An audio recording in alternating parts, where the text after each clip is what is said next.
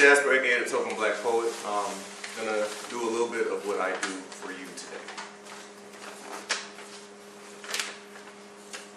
Shutting the door was then that I realized what my fault was, although she made it abundantly apparent what my faults were aplenty.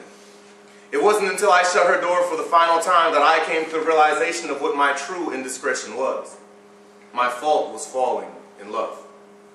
Whether falling in love or falling out of love, both are a fall, leaving my soul beneath where it once was, descending into a euphoric bliss akin to cocaine. But line after lie after line after lie after line after lie, that euphoric bliss turned into a dependency. I was a junkie for her love, a straight fiend because I was too high to realize that I was still falling in love.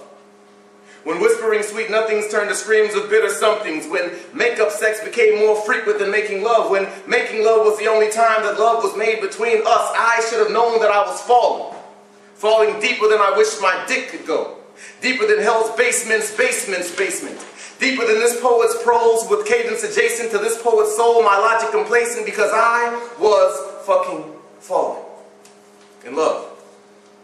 A free fall to my heart's peril.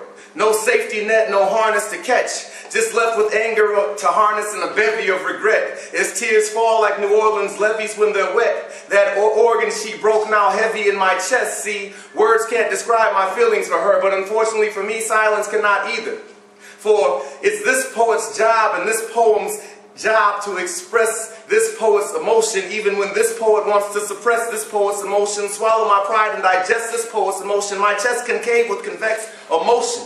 Because love is such a complex emotion, especially when one falls in it. Because the further one falls, the higher one must rise to get over the depth of the love in which one fell.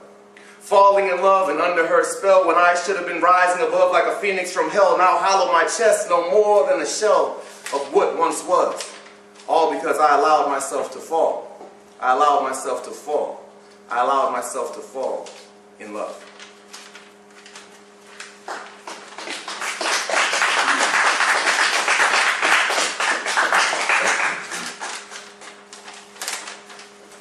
This piece is called The Creator.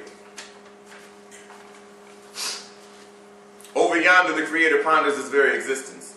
Inauspicious despite the gloom of life looming down atop his very soul, he contemplates sanity after finding nothing left as he turned to right. Nothing left as he turned right. Nothing left as he turned to right.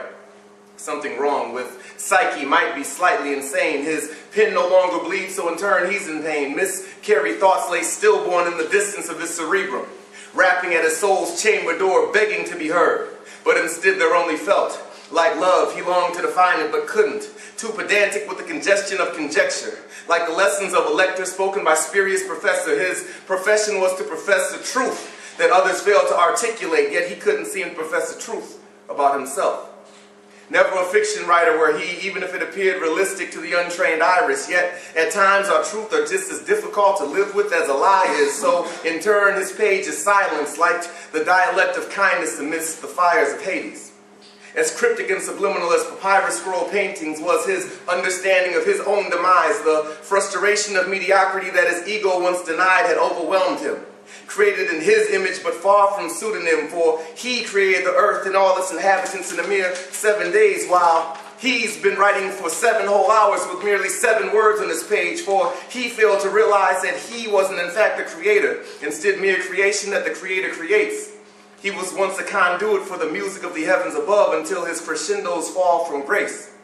That night of the poet's death, lofty was his ego, so too was Hades' fire, for his words were never in fact his own. The Creator was his ghostwriter.